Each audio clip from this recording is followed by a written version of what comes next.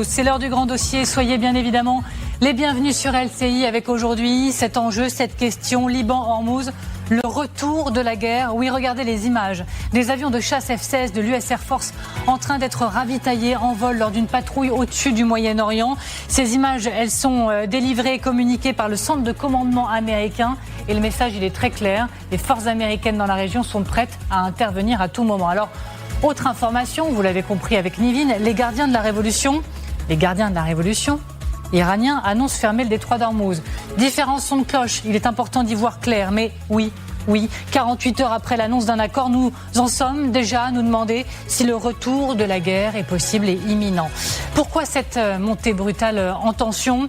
Tout le Liban doit brûler. Face à Trump, Israël assume une posture belliciste. Ces mots que je viens de citer sont ceux du ministre Ben Gvir. Et au-delà des mots, il y a des actes, il y a des frappes au sud et au nord-est du Liban, des morts également. On a vu des frappes à Nabatieh dans le sud du Liban qui ont fait de nombreux morts. Frappes dans le village d'Abouch dans le sud, frappes sur Baalbek au nord-est. Des habitants ont été évacués de la ville de Tyr.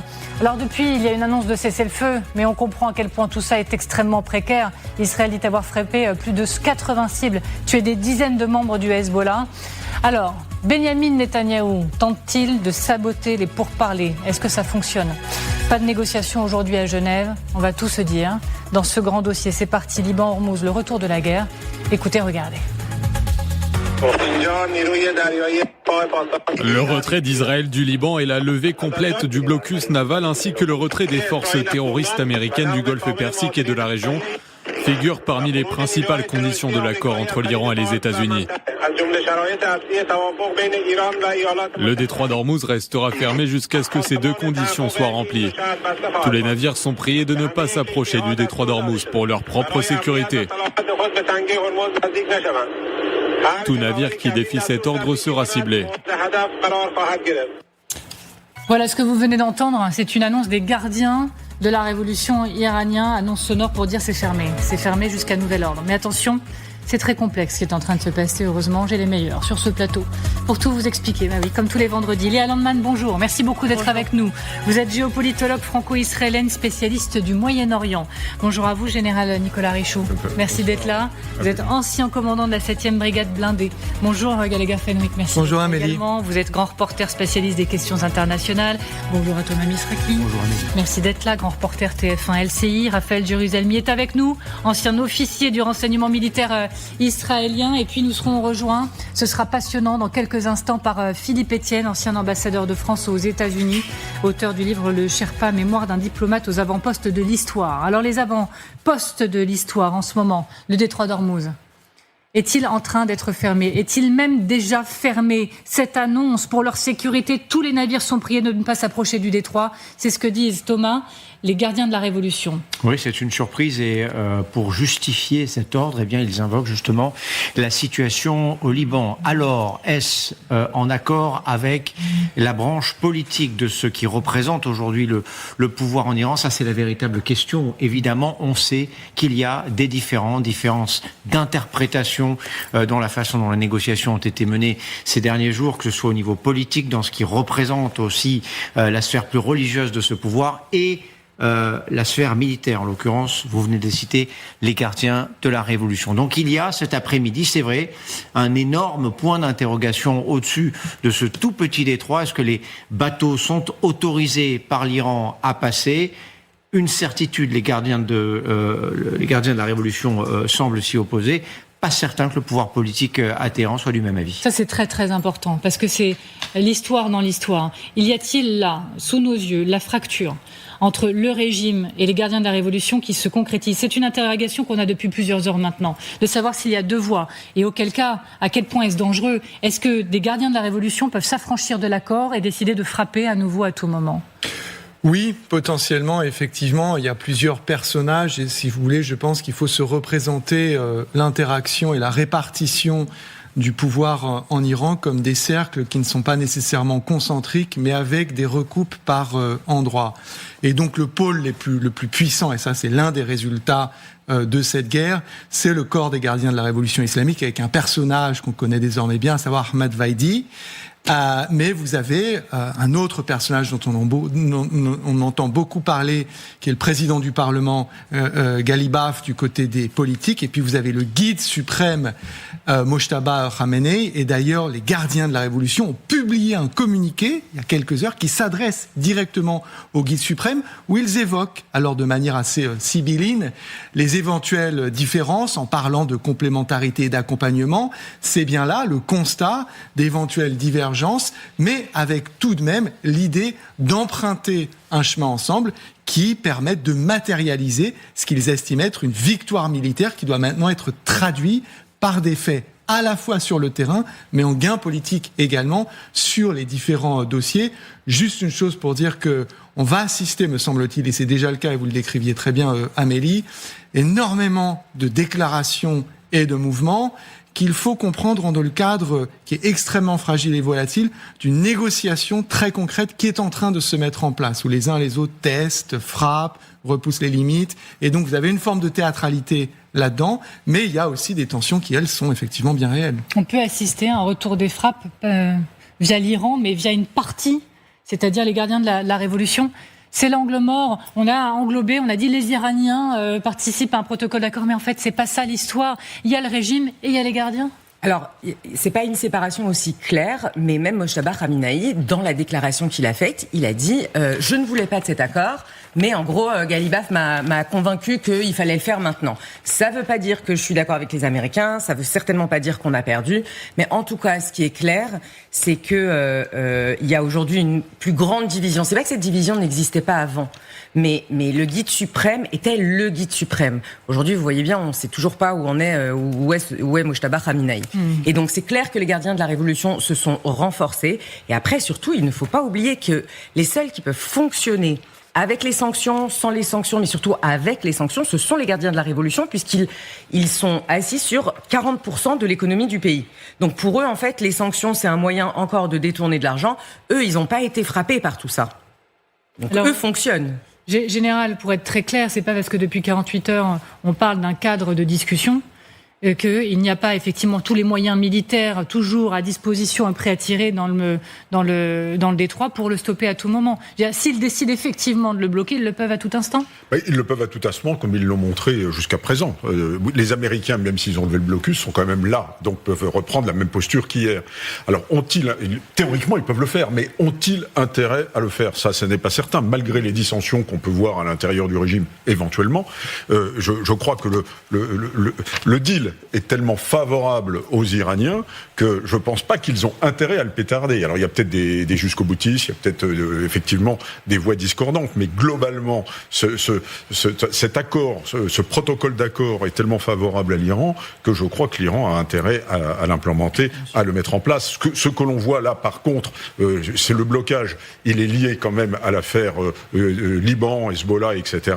Et là, on voit effectivement que le Liban s'impose comme quelque chose qui est un peu exogène à la relation et au deal entre l'Iran et les États-Unis, c'est-à-dire que il y a l'équation israélienne qui entre là-dedans, et on sait que les Israéliens n'ont pas été partie prenante de la négociation et que Netanyahou dit qu'il n'est pas lié par ces accords. Donc alors, c'est un vrai problème. Pour nos téléspectateurs, si on se pose très sérieusement la question, 48 heures après qu'on ait parlé de mémorandum signé, etc., si on se pose la question de la fermeture du détroit d'Ormuz, là, actuellement, c'est parce que les gardiens de la Révolution ont diffusé une prise de parole, et ils le disent, tout navire ou unité navale qui enfreindra la directive de ne pas s'approcher du détroit sera pris pour cible. Voilà ce qu'il y a sur la table. Si c'est le cas, ce que ça veut dire de la gravité de la situation, quelles conséquences, Thomas ?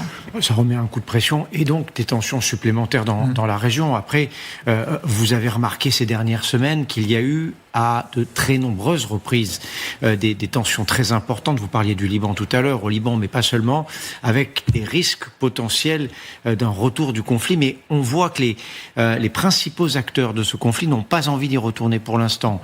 Pour les Iraniens, parce qu'ils ont obtenu quasiment tout ce qu'ils voulaient, sauf peut-être la protection du Hezbollah et le retrait des Israéliens du territoire libanais. Pour les Américains, parce qu'il y a un problème de taille qui s'appelle inflation aux États-Unis et que Donald Trump se désintéresse désormais de cette guerre comme de sa dernière chaussette. Lui considère l'avoir réglé, cette guerre, et donc il laisse un peu au petit peuple qui sont ses ministres et les diplomates du monde entier le soin de régler tout cela. Donc que ce soit à Téhéran ou à Washington, on ne veut pas y retourner. Ça ne veut pas dire qu'il n'y aura pas des frappes sporadiques, ça ne veut pas dire qu'il n'y a pas un risque de retour de la guerre.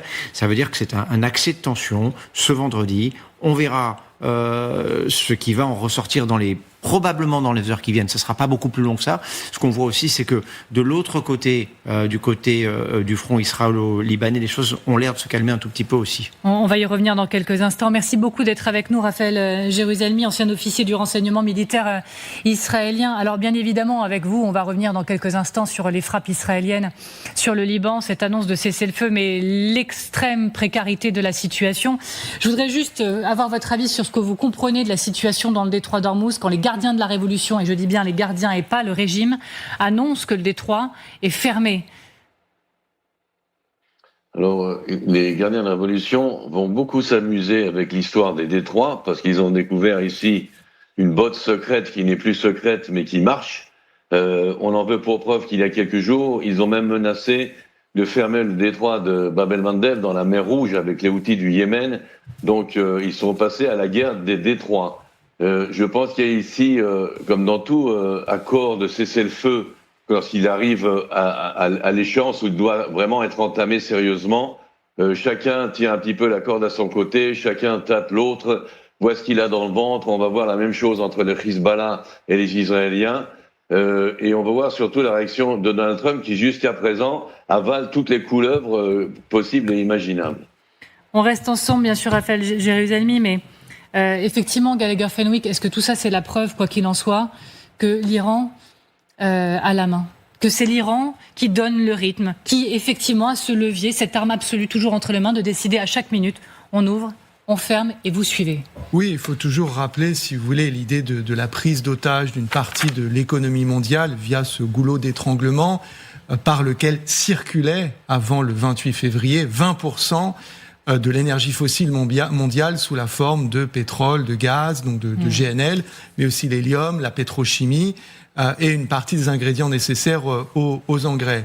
Donc ça a permis de déplacer le barycentre du conflit depuis le territoire iranien en direction de ce détroit, dont ils font usage afin d'irradier bien au-delà de leurs frontières et de leurs étrangers proches, pour aller mettre la pression sur les Américains afin que ces derniers restreignent les Israéliens sur le dossier sud-libanais, mais en même temps, les Iraniens sont conscients qu'ils doivent de leur côté également mettre la pression sur le Hezbollah afin que ce dernier ne se rende pas responsable de violation d'un cessez-le-feu. Donc c'est dans cette équation extrêmement compliquée, je vous le concède, qu'on mesure aussi, et je le redis, l'extrême fragilité de cet édifice qui consiste à essayer, non pas de bâtir un accord de paix, on n'y est pas, mais au minimum un accord cadre qui permette, par exemple aux Qatariens, dont on apprend à l'instant que ça y est, ils sont sur place, ils sont en Suisse et ils sont prêts aux côtés des Pakistanais qui sont les autres grands médiateurs de cette affaire, de faire démarrer à un niveau technique, donc un peu moindre que le politique, des discussions sur la mise en œuvre des différents points. Je voudrais qu'on en revienne à cette autre image que je vous montrais en introduction de l'émission. Regardez des images donc de ces avions de chasse F-16 de l'US Air Force en train d'être ravitaillés en vol lors d'une patrouille au-dessus du Moyen-Orient. Encore une fois, ces images, elles sont relayées par le CENTCOM, c'est le centre de commandement américain dans la région, et le message qui l'accompagne, il est très net, c'est les forces américaines dans la région sont prêtes à intervenir. Bien sûr, Général, je vous donne la parole dans un instant pour comprendre, mais Hélène Bonnet, on se retrouve en direct depuis Washington. Merci beaucoup d'être avec nous. Pourquoi relayer là, comme ça, aujourd'hui, à ce moment précis, ces images de F-16 dans le ciel du Moyen-Orient? Est-ce qu'il y a une montée en tension qui est en train de s'écrire aussi du côté des États-Unis?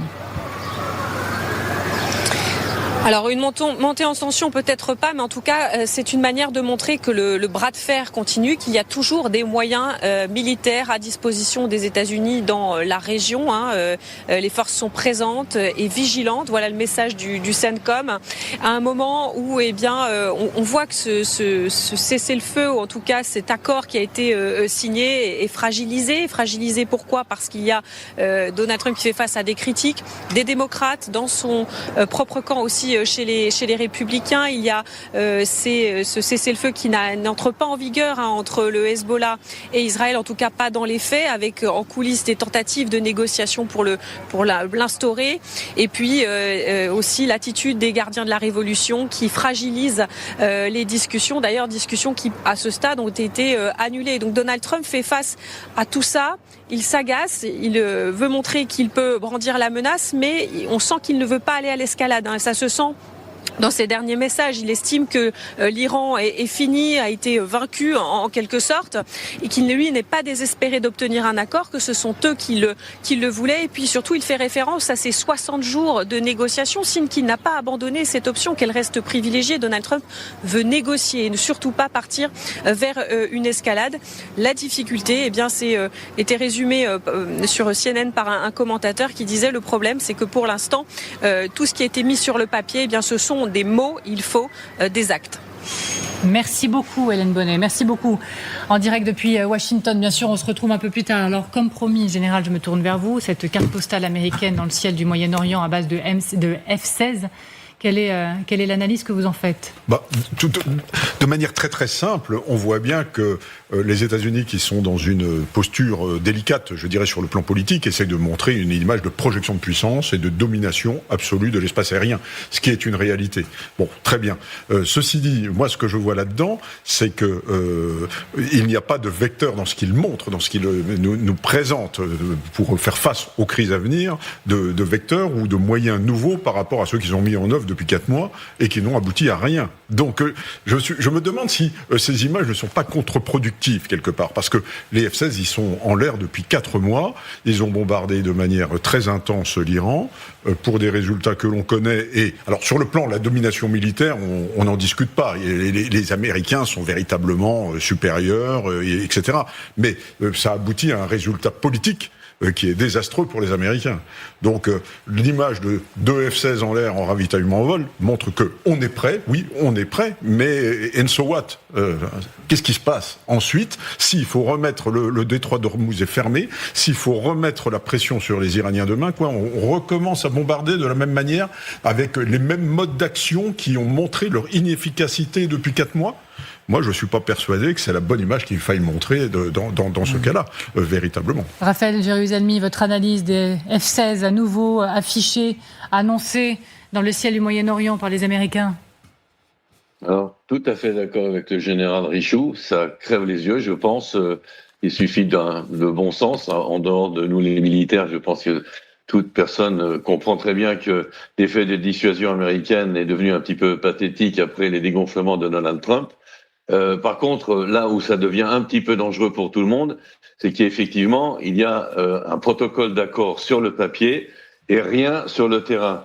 Il y a des trous dans le fromage, il n'y a pas de mécanisme, c'est d'ailleurs un des articles du protocole, un des mécanismes exécutifs de contrôle de comment cet accord ou ces négociations vont être menées, respectées. Il n'y a pas de garantie pour rien du tout en fin de compte. Et on ne sait pas ce qui se passe en cas d'infraction. Je vous donne un exemple très simple. Les Iraniens ont dit que si les Israéliens attaquaient le Hezbollah, ils tiendraient les Américains pour responsables. Et les Iraniens seraient prêts à tirer sur Israël. Est-ce que les Américains, si le Hezbollah tire sur Israël, tiendront les Iraniens pour responsables et tireront sur l'Iran ? J'en doute. Allez-y. Non, c'est effectivement une situation très intéressante et c'était prévisible. C'est-à-dire que les premiers à tester la solidité de cet accord cadre, ce sont les Israéliens qui vont tout faire pour le saboter. Ce qui était totalement prévisible.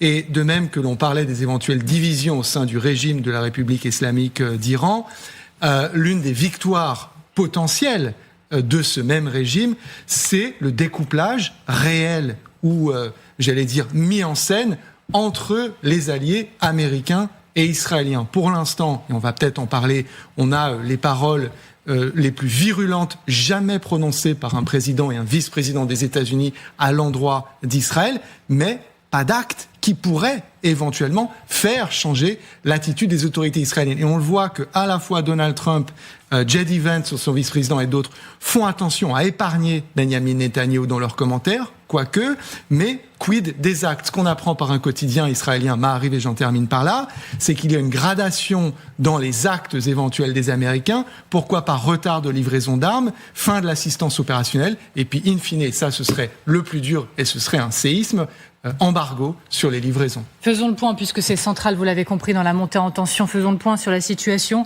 entre Israël et le Liban. Des frappes intenses ces dernières heures d'Israël sur le Liban, avec un bilan qui n'est pas encore définitif, de 47 morts et 97 blessés. Je vous ai montré ces images, notamment à Nabatieh. Voilà, le bilan est très lourd sur place. Merci beaucoup d'être avec nous, Arthur Saradin. Vous êtes allé à Nabatieh aujourd'hui, vous êtes maintenant de retour à Beyrouth. Alors, il y a eu un cessez-le-feu qui a été annoncé il y a quelques minutes maintenant. Certains échos nous assurent que des frappes, malgré tout, sont intervenues après cette annonce de cessez-le-feu. Quelle est la situation ?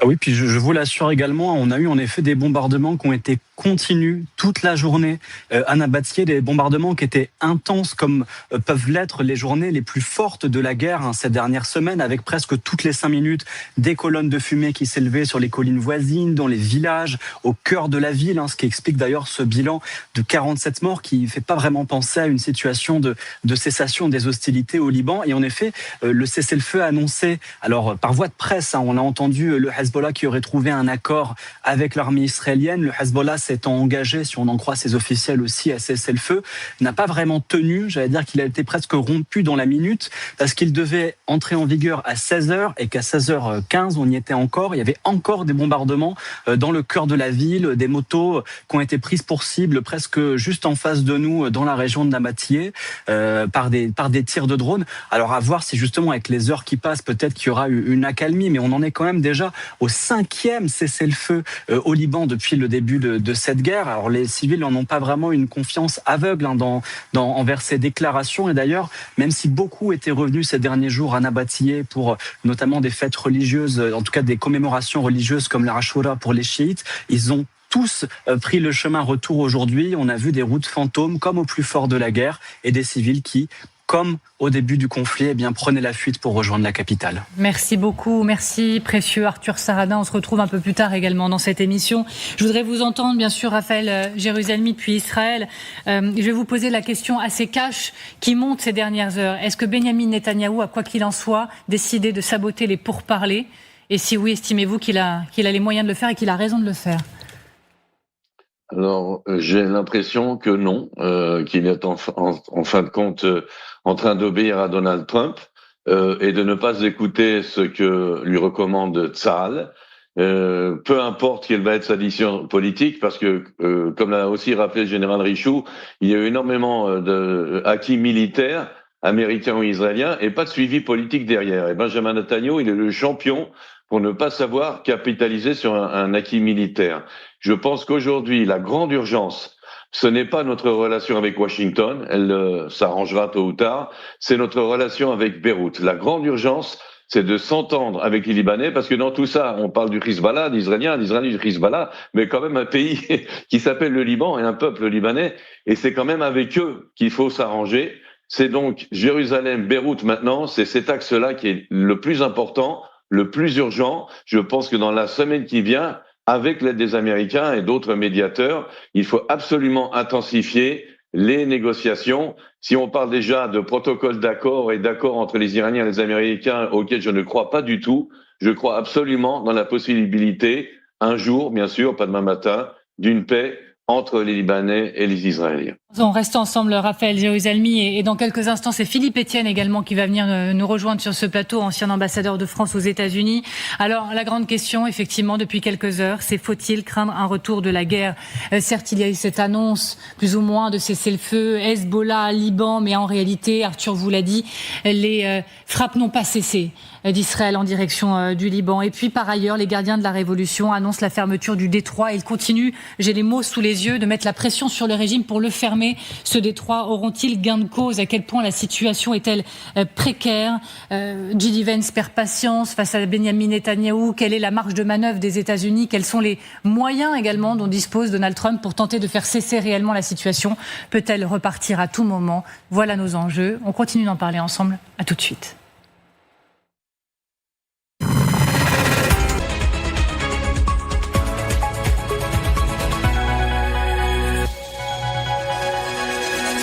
Vous êtes toujours devant le grand dossier avec toujours cette question, cet enjeu Liban-Hormuz, le retour de la guerre. On en parle avec mes invités bien évidemment, mais là c'est l'heure de l'essentiel de l'actualité.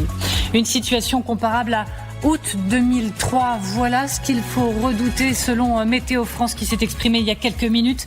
La canicule s'étend, 60 départements vont basculer en vigilance orange demain. Les nouveaux concernés sont la Gironde, les Landes, les Pyrénées-Atlantiques, le Maine-et-Loire, les Deux-Sèvres, la Drôme et l'Ardèche. Et accrochez-vous, si vous êtes dans le sud-ouest dimanche, plusieurs départements vont certainement virer au rouge. Et la France qui suffoque, c'est loin d'être fini. La journée de lundi pourrait être la plus chaude de l'histoire du pays.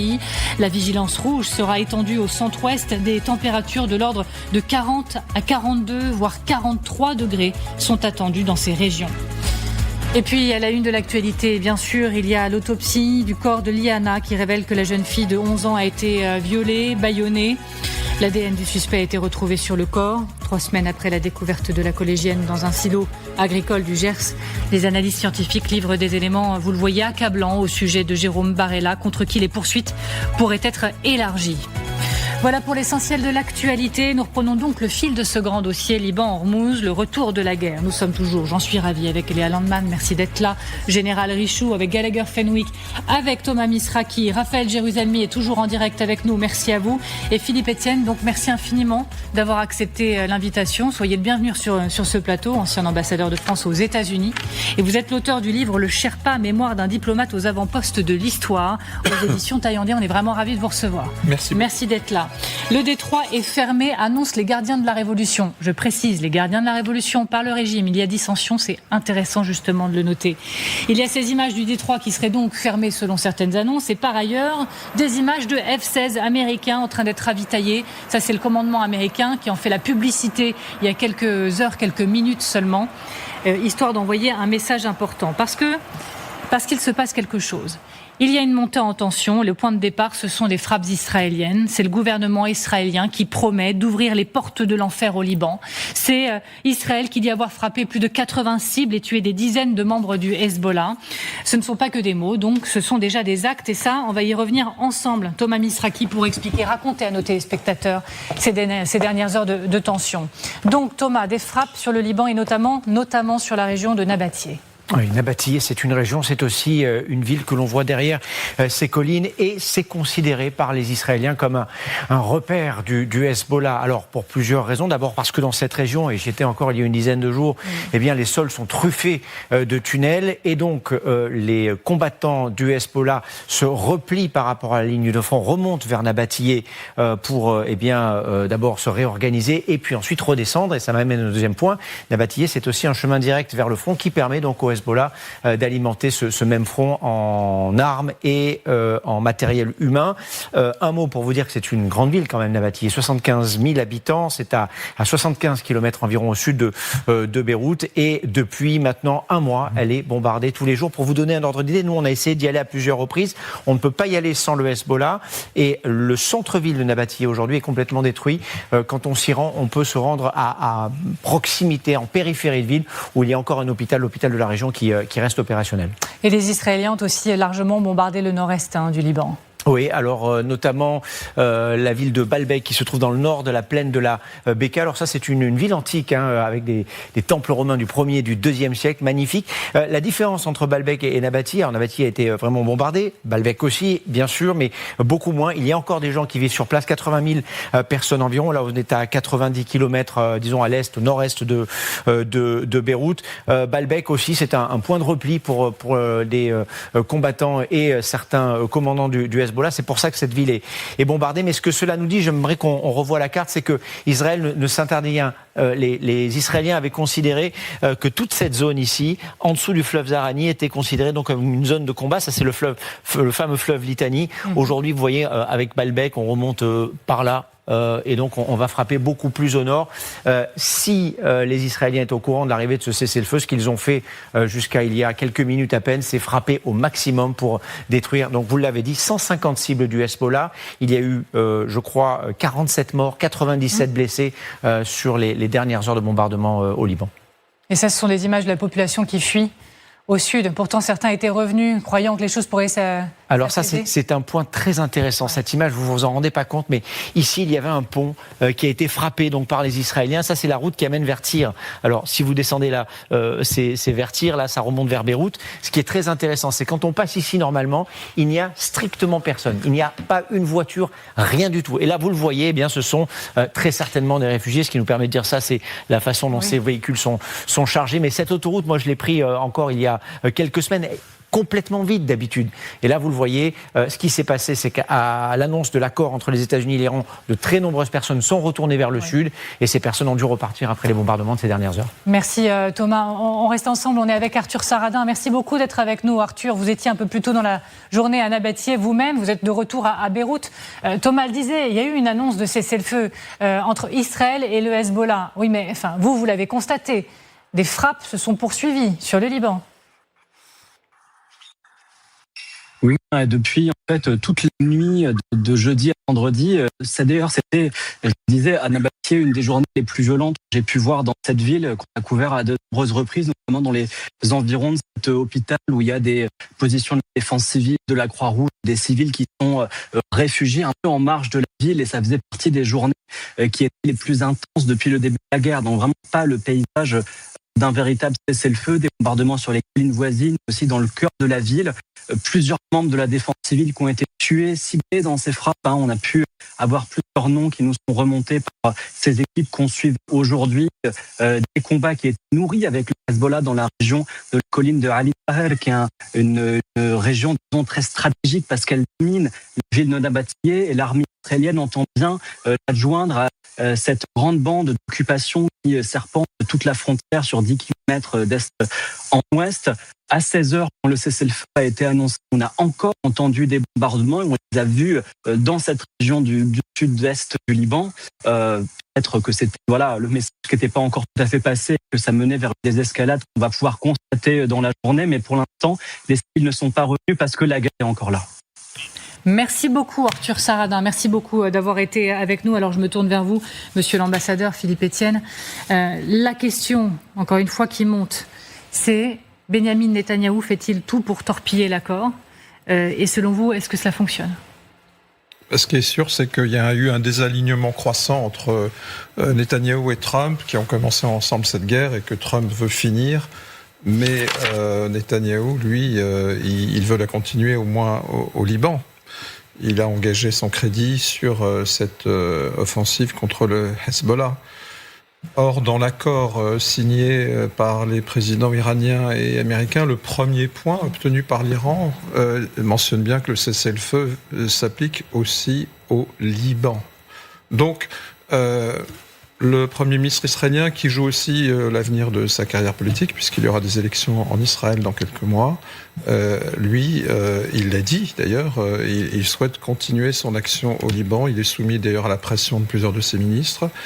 Et il doit aussi travailler sous la pression des Américains. Vous avez entendu ce qu'a dit le vice-président américain, des propos très durs. On va le réécouter dans quelques instants, en effet. Alors, est-ce que là, il est dans une dernière tentative pour obtenir le maximum de dégâts du Hezbollah ? Est-ce qu'au contraire, ce départ peut relancer l'ensemble de la guerre ? On ne le sait pas encore, mais on vient d'annoncer un cessez-le-feu. Je suis aussi frappé de voir les déclarations de Téhéran. Vous savez qu'aussi au sein du régime iranien, il y a des points de vue divergents. Oui.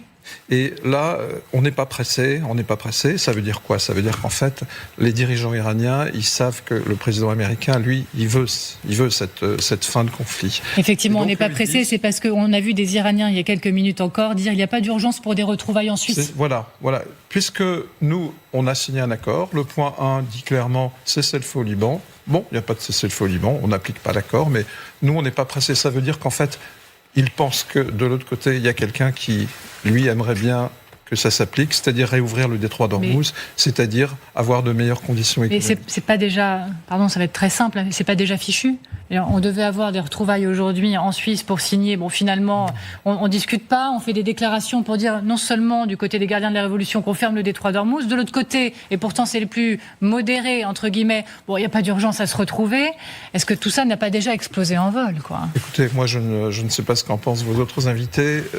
Je ne suis pas sûr qu'on puisse le dire avec certitude. Moi, je ne pense pas que c'est fichu, parce que des deux côtés, du côté iranien comme du côté américain, il y a des pouvoirs politiques qui ont intérêt maintenant à appliquer cet accord, qui donne des points importants aux Iraniens. Mais on sait aussi que des deux côtés, il y a ce qu'on appelle des spoilers, c'est-à-dire des gens qui n'aiment pas cet accord. Donc on savait que ce serait de toute façon compliqué, on savait qu'il y aurait des remises en cause. Qui va l'emporter ? L'avenir le dira. On a un petit peu de temps pour continuer d'en parler. Léa Landman, allez-y, vous vouliez dire ? Non, je suis d'accord avec Monsieur l'ambassadeur. Ça veut pas du tout dire que c'est fichu, ni l'accord. Et je dis même que s'il y a des nouvelles frappes entre les différentes parties, ça veut toujours pas dire que l'accord pour un cessez-le-feu ne sera pas mis en place.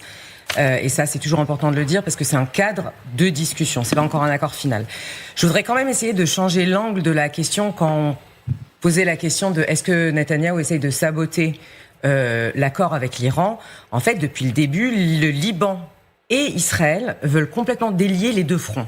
Et c'est vraiment encore plus étonnant que le numéro 1 de cet accord, ça soit de lier les deux fronts, en fait. Ça, c'est une énorme concession que les Américains ont fait aux Iraniens, qui, en vrai, de toutes les autres concessions, n'auraient jamais dû arriver. Parce que c'est pas seulement Israël, on peut dire ce qu'on veut sur Israël, donc la discussion, elle est même pas là. Mais on a deux pays qui sont en guerre, qui disent, en ce moment, nous, on est capable, on a les mêmes intérêts, on est capable de discuter, mais libérez-nous du Hezbollah. Et là, ce qui se passe, c'est qu'on est en train de renforcer le Hezbollah à travers l'Iran, sans parler du renforcement de l'Iran dans la région. Mais encore une fois, on ne sait pas on sait pas où ça aboutit.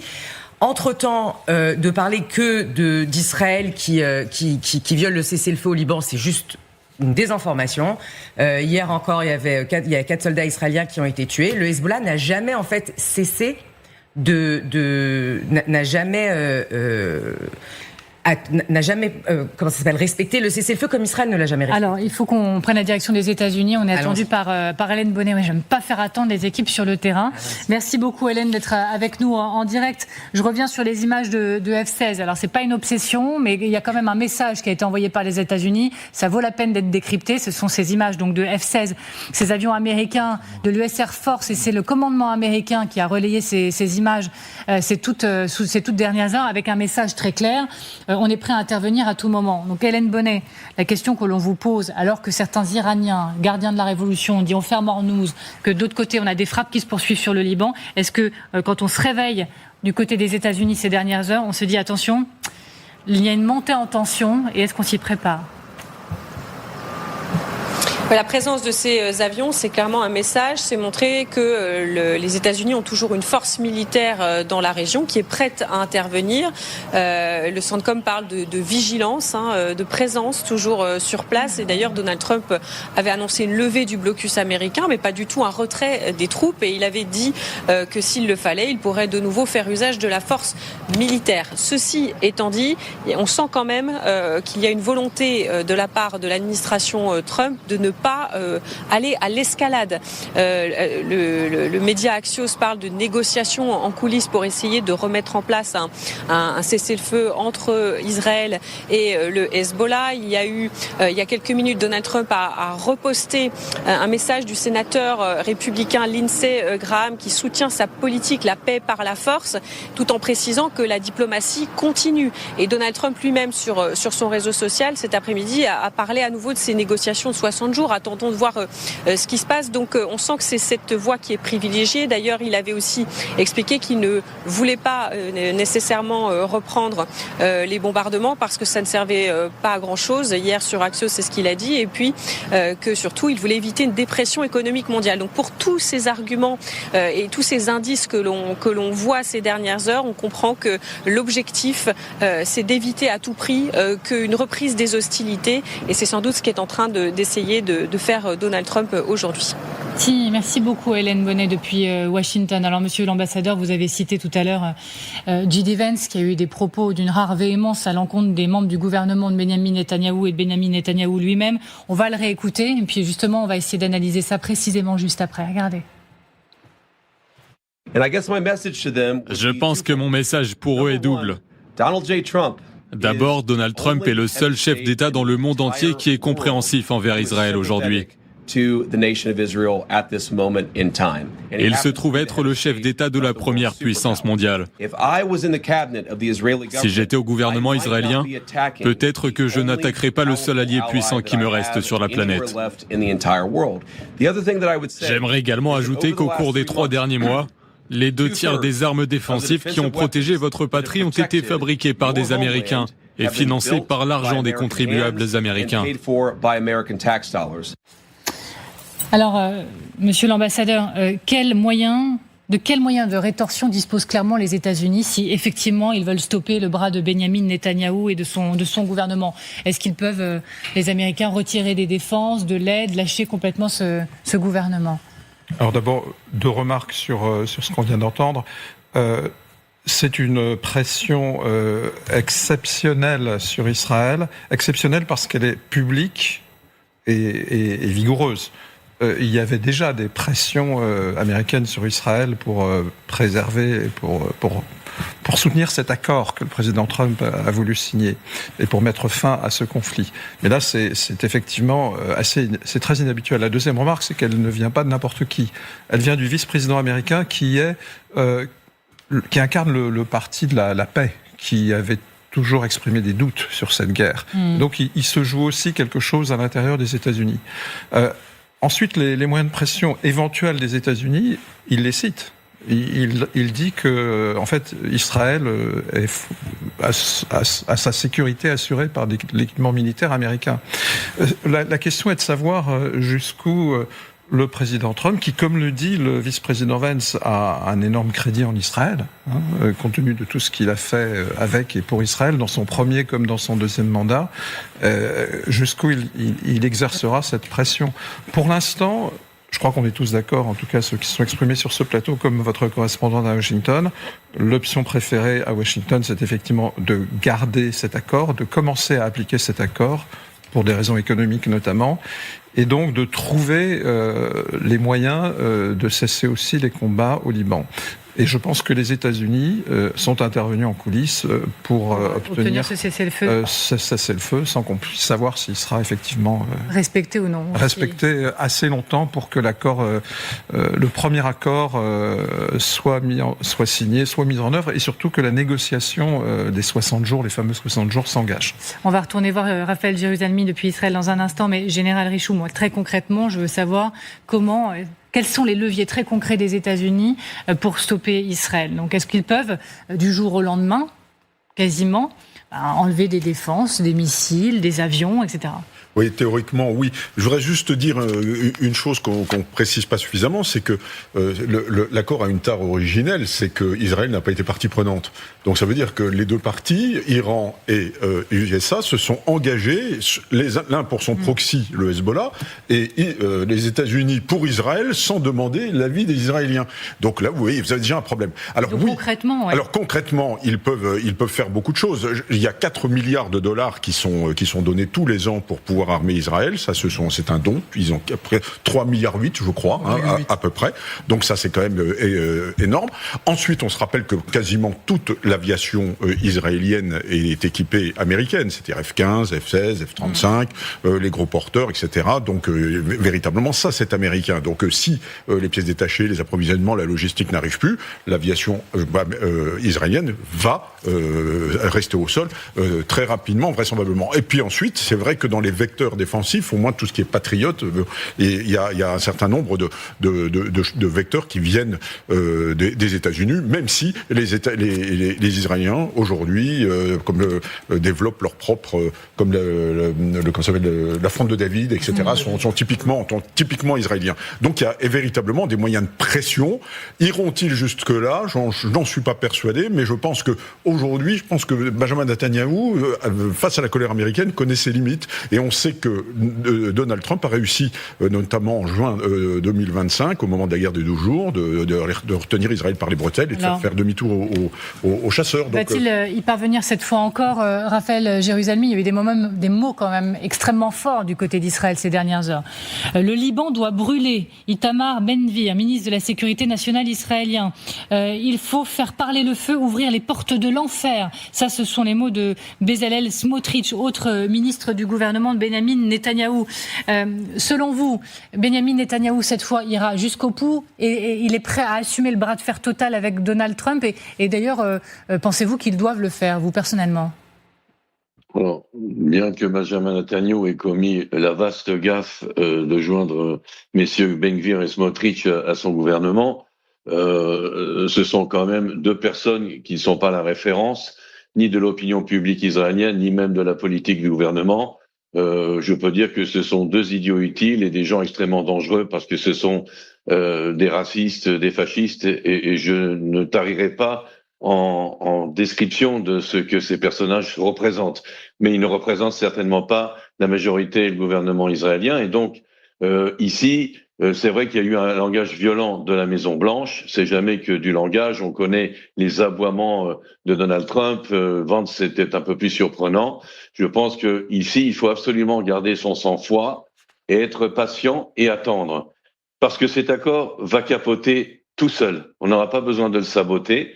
Et en fait, en mettant en article 1 le Liban comme le plus important article pour que cet accord tienne la route, eh bien, les Américains et les Iraniens se sont tirés une balle dans le pied tout seuls. Parce que c'est par là que l'accord risque effectivement de capoter, alors que tout le reste, plus ou moins, on peut s'arranger. Il ne faut pas oublier en plus que même s'il y a un cessez-le-feu, prenons l'exemple des Iraniens et des proxys. Les Iraniens, en ce moment, en plus de leurs proxys habituels, Hezbollah, Hamas, les Houthis du Yémen, ont déployé des milices paramilitaires en Irak pour remplacer les milices chiites pro-iraniennes qui sont déjà en Irak, pour pouvoir perpétrer des attaques, des attentats, même contre les intérêts américains, et ils prétendront que c'est pas eux, que ce sont ces milices. De même, les Israéliens peuvent faire la même chose. D'accord. Ils peuvent avoir un cessez-le-feu et utiliser les Maronites du Liban, les Druzes et les Syriens. Et je pense surtout à la Syrie, parce que la Syrie pourrait être d'une grande aide dans les désarmements du Hezbollah. Merci beaucoup, Raphaël Jérusalemi, ancien officier du renseignement militaire israélien. Merci d'avoir été avec nous. Et on reste en Israël pour vous retrouver, Dror Even-Sapir. Merci également d'être en direct. Oui, il y a eu un cessez-le-feu qui a été annoncé il y a quelques minutes, mais Arthur Saradin, depuis Beyrouth, nous l'assure, il y a des frappes quand même, malgré tout, depuis. Et la question cash qui monte depuis quelques heures, c'est: y a-t-il une volonté de saper l'accord de la part de Benyamin Netanyahou? Benyamin Netanyahou en a probablement la volonté, mais s'il en a la capacité, c'est beaucoup moins certain, puisque effectivement le cessez-le-feu ne semble pas tout à fait respecté à l'heure où nous parlons, et c'est le Hezbollah qui tout de même a sous l'ordre de l'Iran, très probablement, tenter de tester cette capacité d'Israël, justement, à résister aux ordres donnés à Washington. Mais on a constaté tout de même à plusieurs reprises que lorsque Donald Trump tapait du poing sur la table, Benyamin Netanyahou obtempérait. L'espoir, peut-être, du Premier ministre israélien, c'est effectivement un échec des négociations, cette fameuse période de 60 jours au cours desquels les questions les plus ardues, comme celle du nucléaire et de l'uranium enrichi, vont être sur la table. En Israël, on affirme et on espère également que ces négociations ne vont pas véritablement déboucher sur un résultat positif, y compris du point de vue américain, et que Donald Trump sera fidèle ou restera fidèle à sa promesse de frapper l'Iran une nouvelle fois si les Iraniens ne consentent pas au compromis nécessaire pour parvenir à un accord. Mais il y a aussi beaucoup de scepticisme en Israël sur véritablement la capacité de Donald Trump de faire preuve d'une sévérité aussi grande vis-à-vis de l'Iran que celle dont il commence à faire preuve vis-à-vis d'Israël. Merci beaucoup, Dror Even-Sapir. Merci beaucoup d'avoir été en direct avec nous. On vient au cœur aussi de l'inquiétude des dernières heures. C'est quand nous avons appris que les gardiens de la Révolution annoncent la fermeture du détroit d'Ormuz. On va réécouter les mots puisque c'est une déclaration audio et on se retrouve, on décrypte tout ensemble juste après. Regardez. Le retrait d'Israël du Liban et la levée complète du blocus naval ainsi que le retrait des forces terroristes américaines du Golfe Persique et de la région figurent parmi les principales conditions de l'accord entre l'Iran et les États-Unis. Le détroit d'Ormuz restera fermé jusqu'à ce que ces deux conditions soient remplies. Tous les navires sont priés de ne pas s'approcher du détroit d'Ormuz pour leur propre sécurité. Tout navire qui défie cet ordre sera ciblé. Alors ça, c'est la déclaration des gardiens de la Révolution, mais autre son de cloche du côté du régime, c'est pas exactement la même chose. Mais heureusement, nous avons Gallagher, Fenwick, pour tout éclaircir.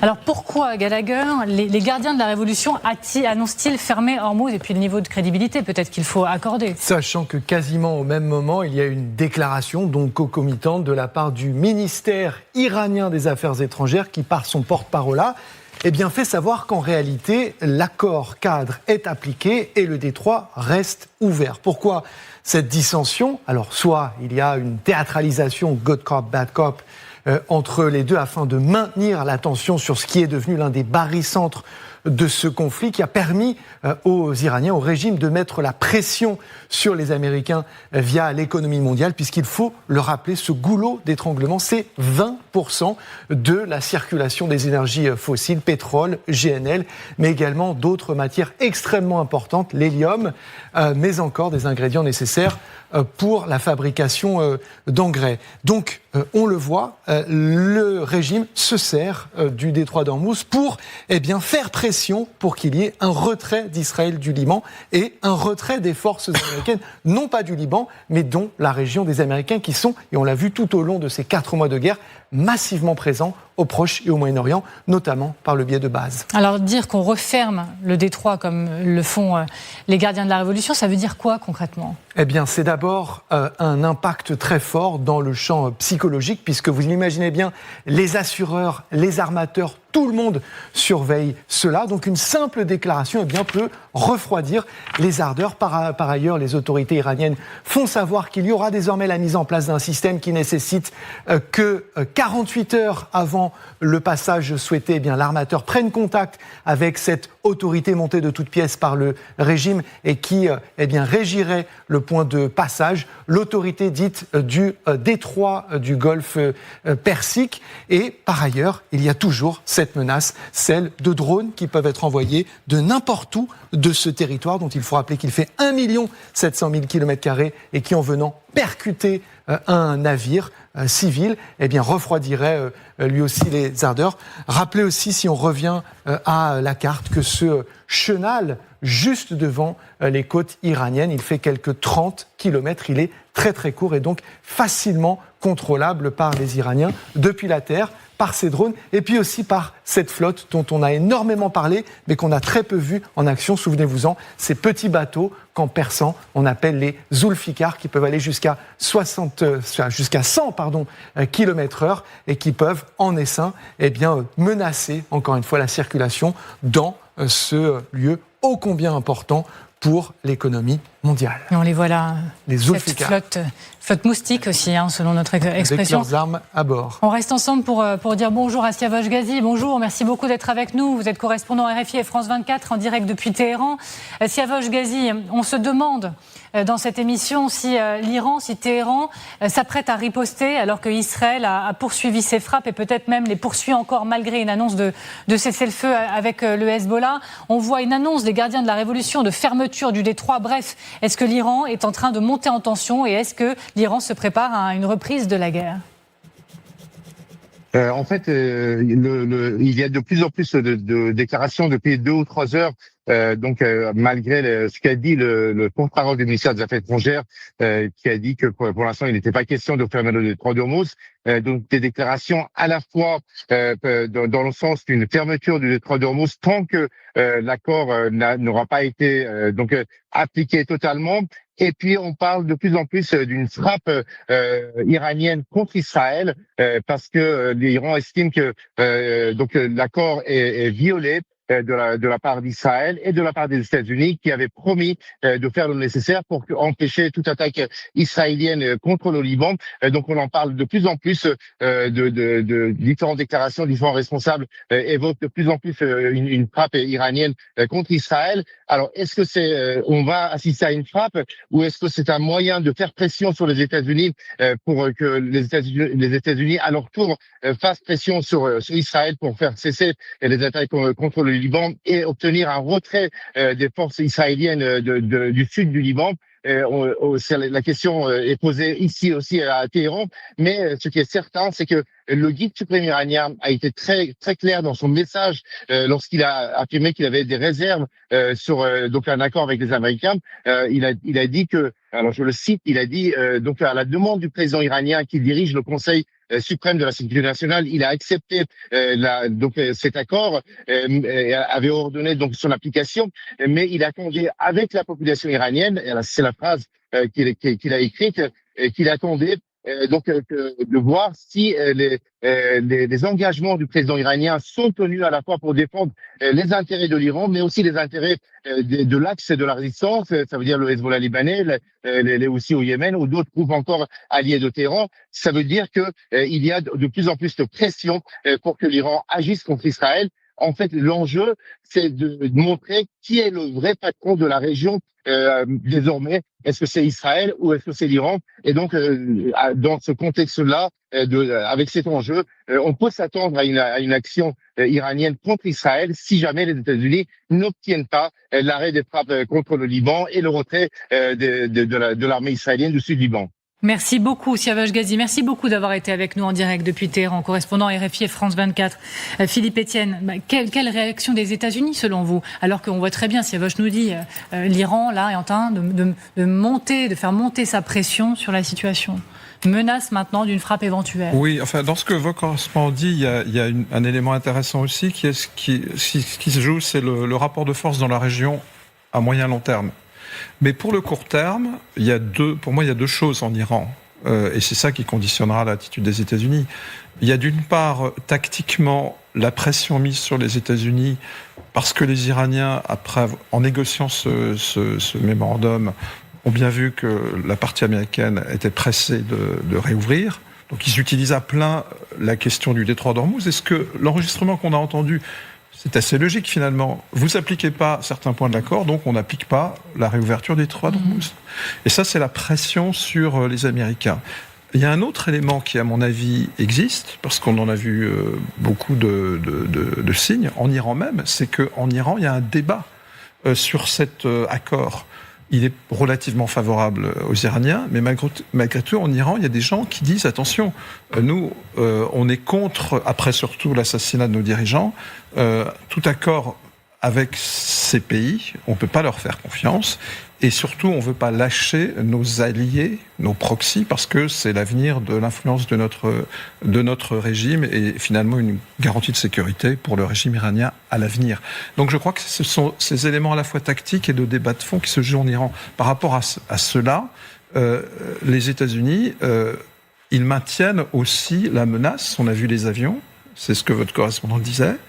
Le président Trump se rend bien compte qu'il doit quand même dire qu'il n'écarte pas une reprise de la guerre, mais les États-Unis vont essayer, au moins dans un premier temps, le gouvernement américain va essayer de retrouver, peut-être avec l'aide des médiateurs pakistanais, qataris, une façon de stabiliser le première étape de l'accord et d'aller vers la réouverture de la deuxième phase de négociation.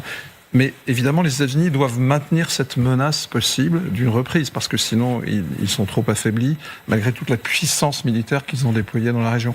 Encore une fois, moi, mon hypothèse de base reste malgré tout qu'il y a des forces des deux côtés qui voudront maintenir cet accord. Alors, la réalité des faits derrière les mots, Général Richoux, je me tourne vers vous. Si effectivement les États-Unis voulaient maintenir une pression militaire en intervenant d'une manière ou d'une autre, est-ce qu'ils en ont les moyens? J'ai cru comprendre, je parle sous le contrôle aussi de Thomas Misraki, que les États-Unis commençaient à retirer des navires qui assuraient le blocus dans la zone. Est-ce que effectivement les Américains commencent en fait à retirer une partie de leurs forces militaires? Alors, retirer une partie de leurs forces du détroit d'Ormuz ne veut pas dire qu'ils s'éloignent de la région. Moi, je n'ai pas les renseignements, en tous les cas, que les porte-avions qui sont encore présents sur zone sont en train de se redéployer dans le Pacifique ou de rentrer à la maison. Je pense qu'il est beaucoup trop tôt pour ça. Et si Monsieur Trump veut continuer à établir une pression militaire dans la région, il est obligé de garder son appareil militaire intact pour le moment sur place. Mais ce qu'on peut dire, ce qu'on a dit tout à l'heure en voyant les F-16, c'est que la dissuasion conventionnelle américaine, le couteau de la dissuasion conventionnelle américaine aujourd'hui est quand même très émoussé. C'est-à-dire que cette supériorité militaire écrasante dont elle a fait preuve d'ailleurs pendant la guerre, il n'y a absolument aucun doute, il y a quasiment pas de riposte militaire iranienne de l'autre côté, ne se traduit pas par une victoire politique. Et donc on ne voit pas pourquoi ces avions, ces porte-avions qui ont montré une incapacité politique à remporter la décision seraient décisifs demain matin dans une reprise des conflits. Donc les États-Unis n'ont pas engagé les moyens adéquats. Ils auraient pu, il y avait une solution. Ils mettaient 700 000 hommes à terre qui franchissent le Châtel arabe, qui montent sur Téhéran. Je pense qu'ils n'avaient pas les moyens en face de tenir quoi que ce soit. Et ça, ils ont choisi autre chose. C'est trop tard. Et aujourd'hui, on voit bien que les maîtres du jeu, c'est les Iraniens. Ils disent on ferme le détroit, on ferme le détroit. Et puis, ils s'en fichent des F-16, en fait. C'est ça le problème. Thomas. Oui, il n'y a jamais eu de bonne guerre ni de mauvaise paix, disait Benjamin Franklin, et c'est ce qui se prépare là, c'est cette paix. Alors on ne sait pas si elle va être bonne ou mauvaise. Une certitude, les Américains sont obligés évidemment de maintenir la pression militaire sur cette région. Effectivement, le CENTCOM a annoncé hier que ce blocus naval était en train d'être levé. Ça ne se fait pas du jour au lendemain parce que pour des questions de sécurité, on enlève d'abord des bateaux, puis d'autres. Enfin, on recule de manière, comment dirais-je, organisée pour ne pas être frappé par l'ennemi ou par les gardiens de la Révolution ou par je ne sais qui. Mais là, on est vraiment, encore une fois, on parle de la fin de la guerre, on est au début de l'histoire en fait. Tout ce qui va se passer dans les heures, dans les semaines et dans les mois qui viennent vont définir ce que va être cette région dans les années qui viennent. Et c'est ce qui est en train de se jouer. Chacun essaie de jouer sa partition. Et on le voit de tous les côtés. Cette partition, elle est très complexe, d'autant plus, et j'en termine avec cela, qu'il y a des démocraties qui ont un gros problème. C'est d'être des démocraties. Il y a des élections en Israël, il y a des élections aux États-Unis dans les mois qui viennent, et tout cela c'est pris en compte dans chaque décision, dans chaque déclaration. Je pense à J.D. Vance notamment, ou à Benjamin Netanyahou qui sont faites ces dernières heures. On retrouve Nivine Potros qui est à Doha. Merci beaucoup d'être avec nous, Nivine. On essaye d'y voir plus clair également avec vous. Donc encore une fois, rappel, il y a quelques minutes, heure maintenant, les gardiens de la Révolution ont diffusé une prise de parole pour dire il ne faut plus passer dans le détroit, sinon vous serez pris pour cible, l'accord n'est pas respecté puisqu'Israël tape sur le Liban, je résume. Il y a un autre son de cloche du côté du régime, mais quelle est la situation ? Quelle est la situation précisément derrière vous ?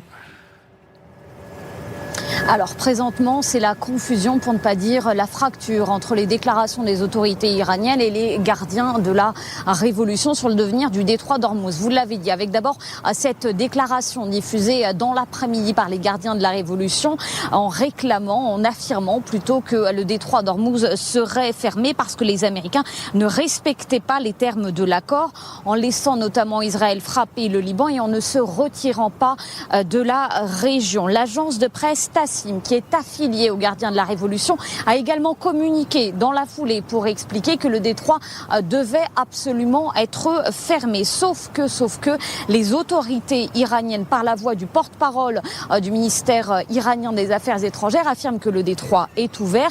Les autorités ont d'ailleurs défini les modalités pour le passage en expliquant qu'il fallait se déclarer 48 heures avant de passer. Résultat, c'est difficile à l'heure où je vous parle de savoir d'abord qui décide à Téhéran et de savoir à quel ordre se fier. Les bateaux depuis 3 heures maintenant sont statiques. Seuls ceux qui allaient vers des ports iraniens ou qui quittaient des ports iraniens se déplacent. Pour le reste, les navires sont plutôt statiques. Ils attendent évidemment de savoir quelle est la consigne à respecter. Cette confusion, évidemment, elle va probablement évoluer dans les toutes prochaines heures en fonction des nouvelles déclarations des uns et des autres. Merci beaucoup, merci Nivine Potros, merci depuis Doha. Oui, allez-y, Léa Landman. Juste un petit mot pour clore cette... Ah non, n'annoncez pas encore la fin de l'émission, moi j'ai pas encore prévu de m'arrêter. De savoir si les guerres, c'est pas toujours pire qu'un mauvais accord. Et là, ce qu'on voyait au Moyen-Orient, c'est moins de milices, plus d'États, etc. Et en fait, cet accord, il remet un peu le Moyen-Orient en arrière. C'est-à-dire que là, on voyait des possibilités de coopération où on sortait vraiment des sentiers battus, on réfléchissait à un nouveau Moyen-Orient. Cet accord-là, en premier, il sacrifie le Liban. En fait. Et le Liban, qui pour la première fois depuis à peu près 40 ans se retrouve dans une situation où enfin il peut reprendre contrôle, on peut l'aider à reprendre contrôle, c'est-à-dire qu'on comptait sur la France qui s'est désistée, les États-Unis, l'Arabie Saoudite et Israël sont dans la même façon de réfléchir, et là cet accord clairement sacrifie le Liban.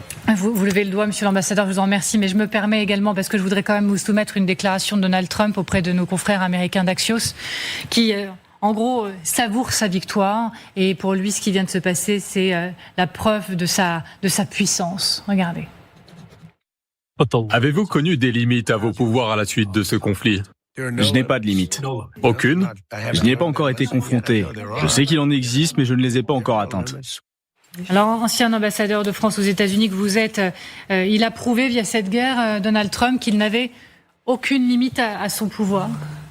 D'abord, je voudrais revenir sur le Liban et la France, parce que je voudrais me permettre de vous dire que la France ne s'est pas désistée. La France, dans cette affaire, a en permanence, y compris dans le dialogue entre les présidents français et américains, plaidé pour le Liban, pas pour le Hezbollah, mais pour le Liban. Et vous savez que le président de la République a nommé un envoyé spécial, l'ancien ministre Jean-Yves Le Drian, que je connais bien, il était mon ministre, qui a été engagé, en plus, avec le Premier ministre et le président du Liban, dans une véritable discussion pour la transformation du pays, que nous voulons tous, bien sûr. C'était encore au Liban il y a quelques jours, d'ailleurs. Voilà, donc... Mais sinon, comme ancien ambassadeur, eh bien, je reconnais le président que j'ai connu, effectivement. C'est une déclaration que le président Trump aurait pu faire sur d'autres sujets. Je vais vous poser la question qu'on n'a pas eu l'occasion de vous poser jusqu'à maintenant, et pourtant qui s'est imposée sur ce plateau ces dernières heures. Pour vous, il a capitulé ?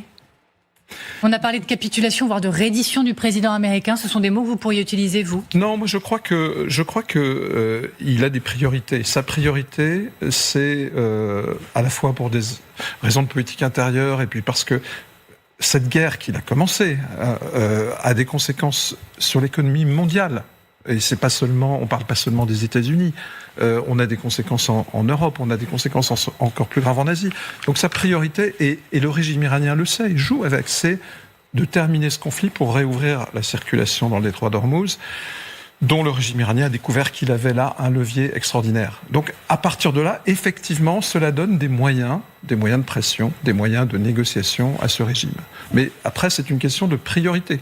Parce que continuer la guerre, ça aura aussi des conséquences, y compris pour les États-Unis. Donc c'est un choix politique qu'il fait.